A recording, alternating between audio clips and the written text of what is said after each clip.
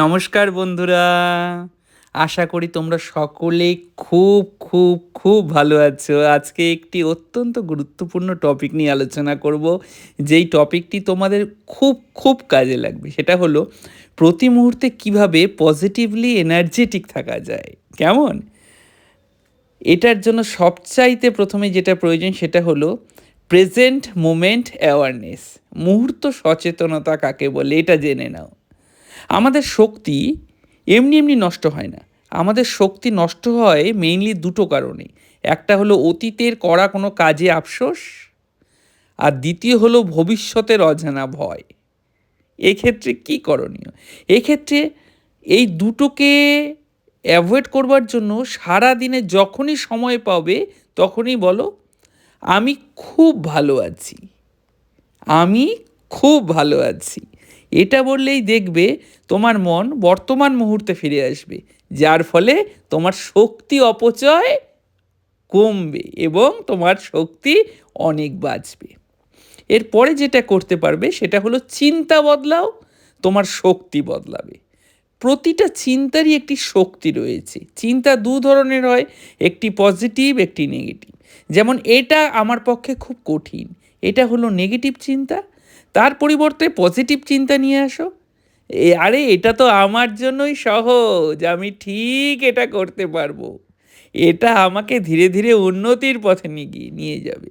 আবার নেগেটিভ চিন্তা, অনেকেই বলে সব শেষ, সব চলে গেল, এই জাতীয় নেগেটিভ কথা না বলে এটা বলো, আরে এখান থেকেই তো নতুন শুরু, এখান থেকেই তো আমার সমৃদ্ধির সূচনা। পজিটিভ মানে কিন্তু মিথ্যা আশা নয়, বাস্তব ও সহায়ক চিন্তা। পজিটিভিটি তোমাকে মানসিকভাবে জয়ের পূর্বেই জিতিয়ে দেবে।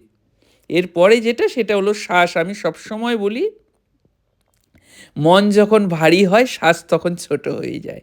তাই সব সময় বলি শ্বাসের প্র্যাকটিস, মানে যেটা হচ্ছে ইনহেল এক্সেল।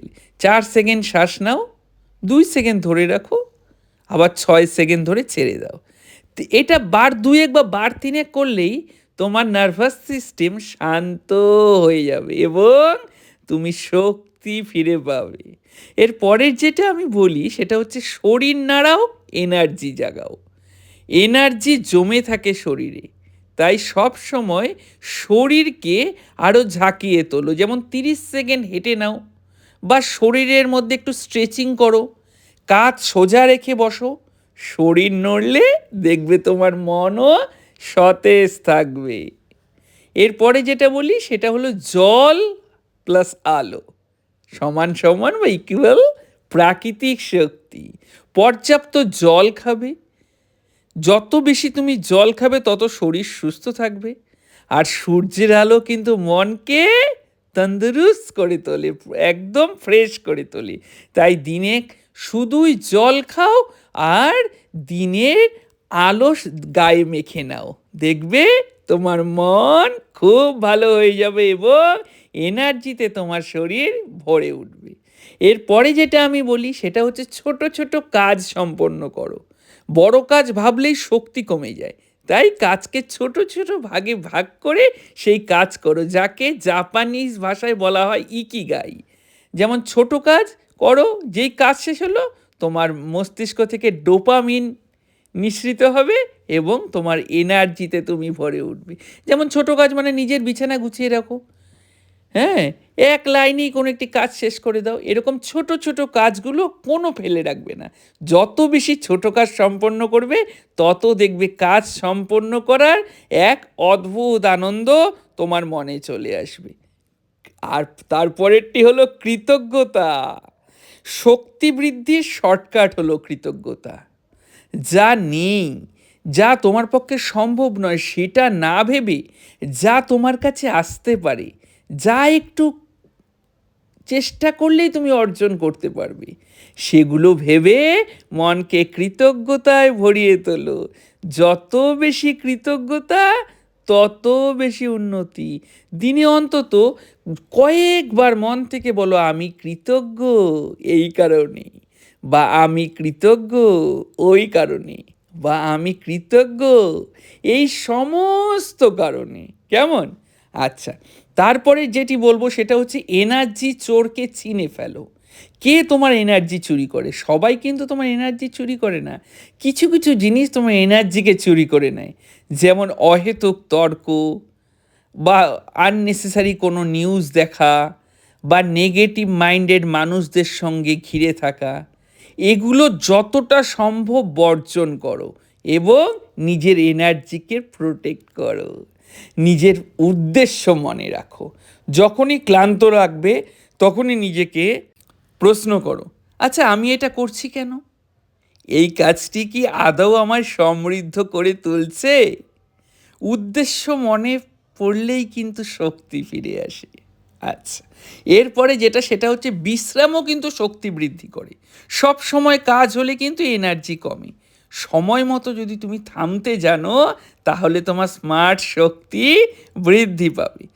যেমন ঘুম, নীরবতা বা একা থাকা, এগুলো কিন্তু দুর্বলতা নয়, এগুলো মানুষের শক্তি বৃদ্ধির লক্ষণ। শক্তিশালী মানুষরাই এটা করতে পারে। আচ্ছা, এইবার মূল সূত্র দিচ্ছি, সবচাইতে গুরুত্বপূর্ণ। এনার্জি আসে কন্ট্রোল থেকে, পরিস্থিতি থেকে নয়। কিন্তু কোনো পরিস্থিতিতে তুমি যেরকম পরিস্থিতিতেই পড়ো না কেন, তার ওপর কিন্তু তোমার এনার্জি নির্ভর করে না। তুমি কতটা নিজেকে কন্ট্রোল করতে পারছো বা নিয়ন্ত্রণ করতে পারছো, তার ওপর ডিপেন্ড করে তোমার এনার্জি কতটা রয়েছে। কেমন? এইবার আমি তোমাদের জন্য দৈনিক এনার্জির চেকলিস্ট তৈরি করে দিচ্ছি। যেমন নিজেরাই লেখো যে আমি যে নিঃশ্বাসের প্র্যাকটিসটা করতে বলেছি সেটা কি করেছো? অন্তত 2বার করতেই হবে। তারপরে শরীর সোজা করে বসতে বলেছি বা হাঁটতে বলেছি, সেটা কি করেছো? আচ্ছা, আননেসেসারি নেগেটিভ থটগুলোকে কি তুমি থামাতে পেরেছো? নিয়মিত জল পান কি করেছো? আমি যে বলেছি ছোট ছোট কাজগুলো সম্পন্ন করো, সেটা কি করেছো? কারো প্রতি কি আন্তরিকভাবে কৃতজ্ঞতা অনুভব করেছো? আচ্ছা, ফোন থেকে কি অন্তত 5 মিনিট দূরে ছিলে? যদি তুমি এগুলো করো তাহলে কিন্তু তোমার এনার্জি তুমি রিস্টোর করতে সমর্থ হচ্ছে। আচ্ছা, এইবার আমি তোমাকে সকাল, দুপুর, রাত এই 3 বেলার এনার্জি রুটিন ভাগ করে দিচ্ছি। কেমন? সকালবেলা অন্তত 5 মিনিট, যেটা বলেছি, শ্বাসের প্র্যাকটিস করো। Inhale, pause, exhale. এটি কম করে 3বার করো। আর মনে মনে বলো, আজ আমি শান্ত এবং শক্তিশালী। এবার হালকা স্ট্রেচিং শরীরের, মানে হালকা যোগব্যায়াম করতে পারো। দুপুরে অন্তত 2 মিনিট দাও, কাঁধ সোজা করে বসো, 1 গ্লাস জল খাও এবং নিজেকে প্রশ্ন করো যে আমি এখন অনেক উন্নত হয়েছি।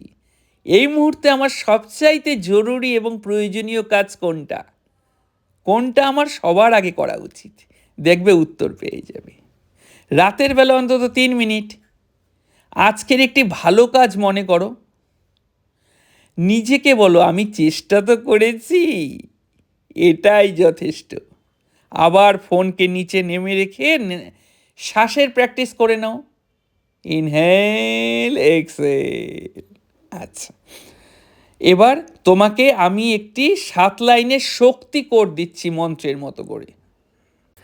আমি এই মুহূর্তে আছি, শ্বাস আমার শক্তি, ছোট কাজেও আমার অগ্রগতি সীমাহীন। আমি আমার লিমিটেশনস জানি। আমার মন শান্ত, আমার মন শক্ত, আমার মন সজীব, আমার মন সতেজ। আমি নিজেকে নিয়ন্ত্রণ করেছি। আমি প্রতিদিন একটু একটু করে আলো আর ভালোর পথে অগ্রসর হচ্ছি। এটা প্রতিদিন বলো, দেখো তোমার পুরো এনার্জি সিস্টেম রিসেট হয়ে উঠবে।